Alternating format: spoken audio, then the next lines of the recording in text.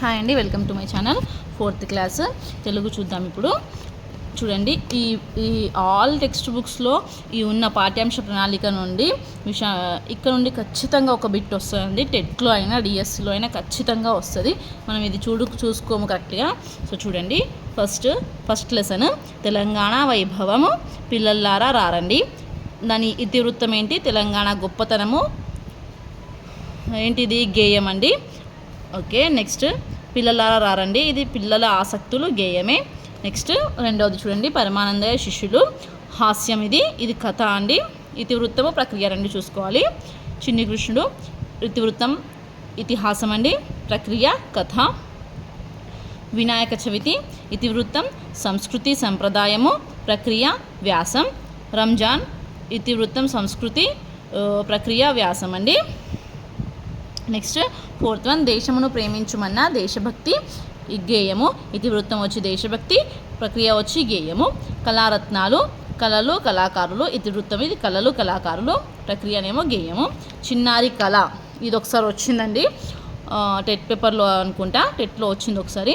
So ఇతివృత్తం వచ్చి పర్యావరణ పరిరక్షణ. మనం ఏమనుకుంటాం, చిన్నారి కళ అంటే సంథింగ్ ఏదో ఉంటుంది అనుకుంటాము, కానీ పర్యావరణ పరిరక్షణ అండి. అంటే మనకి ఏంటి, లెసన్ మీద గ్రిప్ ఉండాలి, అప్పుడే అది ఇతివృత్తం అనేది మనం చెప్పగలుగుతాము.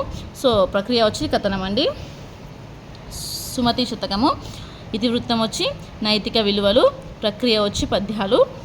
నేను గోదావరిని ఇతివృత్తం వచ్చి దర్శనీయ స్థలాలు, ప్రక్రియ వచ్చి ఆత్మకథ.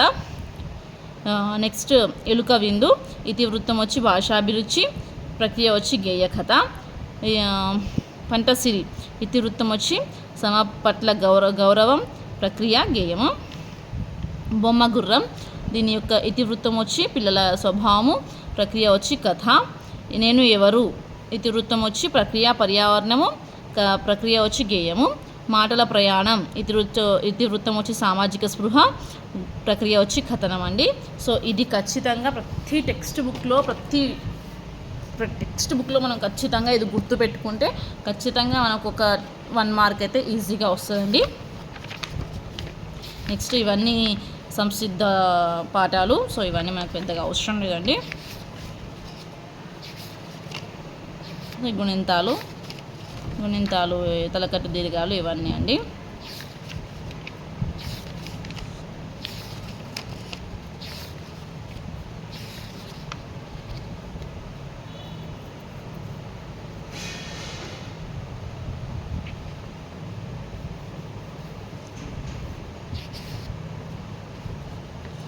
అక్క ఇది చూడండి, ఇది ఒకసారి చూద్దాము. ఇందులో ఈ పదాలను చూడండి, గులాబీ రంగు అక్షరాల మధ్య భేదాలను తేడాలను చెప్పండి, ఈ అక్షరాలను స్పష్టంగా పలకండి అని అన్నాడు. అక్కలో కాకు అదే ఒత్తు కాగా వచ్చింది, తర్కంలో కాకి అదే ఒత్తు కాగా వచ్చింది. వీటిలో చూడండి ఈ 2 డెఫినేషన్స్ ఇచ్చారు. ఒక హల్లుకి అదే హల్లు ఒత్తుగా వస్తే ద్విత్వం అంటారు. ఓకేనా, ఇది ఇంపార్టెంట్ అండి. అసలు డెఫినేషన్స్ ఖచ్చితంగా గుర్తుపెట్టుకోవాలి. అన్ని డెఫినేషన్స్ ఒకటేసారి అంటే కొంచెం కన్ఫ్యూజ్ అవుతాము. సో ఇది చూడండి ఇంపార్టెంట్. ఒక హల్లుకు అదే హల్లు ఒత్తుగా వస్తే ద్విత్వం అంటారు. ఒక హల్లుకు వేరే హల్లు ఒత్తుగా వస్తే దాన్ని సంయుక్తాక్షరము అంటారు. ఇవి మనకు తెలుసు, కానీ టెన్షన్లో మర్చిపోతాం. సో కాబట్టి ఒకసారి పేపర్ చేసేటప్పుడు కొంచెం ఓపికగా టెన్షన్ పడకుండా చేయాలి. ఒక హల్లుకు ఒకే హల్లు ఒత్తుగా వస్తే అది ద్విత్వం అంటారు. ఒక హల్లుకు వేరే హల్లు వస్తే దాన్ని సంయుక్తం అంటారు. సో అలాంటివి ఇక్కడ కొన్ని పదాలు ఇచ్చారండి, వీటిని గుర్తింపు చేయాలి.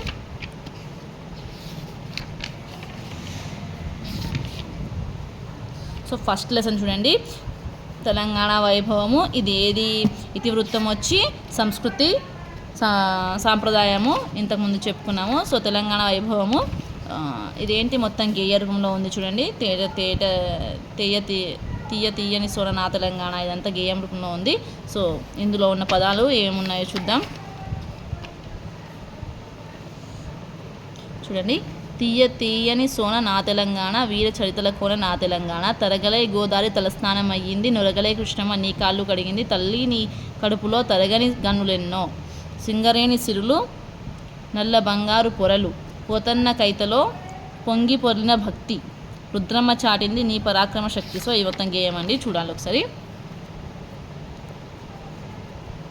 ఇక్కడ వచ్చి ఏంటి ప్రాసపదాలు, గేయంలోని ప్రాసపదాలు సోనా, కోన, భక్తి, శక్తి, కొలువు, మెరవు, తెలుపు, నిలుపు, రాముడు, భీముడు ఇలాంటివి. సో నెక్స్ట్ ఇక్కడ ఏంటి మెయిన్ అంటే ఇవన్నీ అంతగా పెద్ద పట్టుకునేటి ఏం లేవండి. సృజనాత్మకత భాషను చూడండి. ఇక్కడ భాషను గురించి తెలుసుకుందాం. అచ్చులు హల్లులు గురించి తెలుసుకున్నాం కదా ఇంతకుముందు మనము, పాఠం గురించి తెలుసుకున్నాం. అచ్చులు రెండవ పేజీలోని వర్ణమాల చూడండి.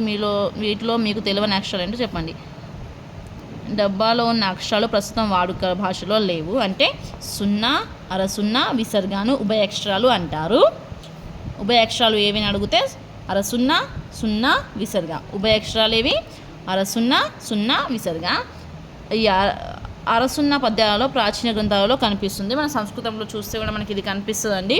సంస్కృతం తెలిసిన వాళ్ళైతే మధ్య మధ్యలో మనకు సంస్కృత శ్లోకాలలో అక్కడ ఇలాంటి అర 0 అనేది కనిపిస్తుంది, ఇప్పటికీ కనిపిస్తుంది.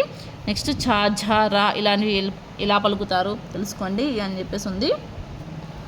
సో నెక్స్ట్ ఇందులో మెయిన్ బిట్ అయితే ఇది ఒకటేనండి.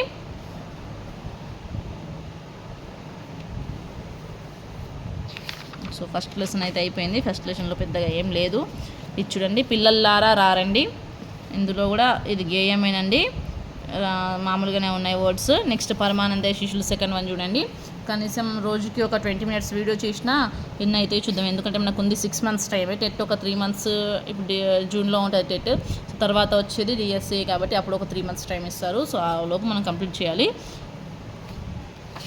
ఇందులో చూడండి ఉద్దేశం చూసుకోండి ఒకసారి. తెలంగాణ వైభవంలో తెలంగాణ రాష్ట్ర ప్రకృతి వనరులను కవులను, కళాకారులను, త్యాగధనులను, ఘన చరిత్రను, చరిత్రాత్మక కట్టడాన్ని నిలియమని తెలియచెప్పడమే పాఠం ఉద్దేశం.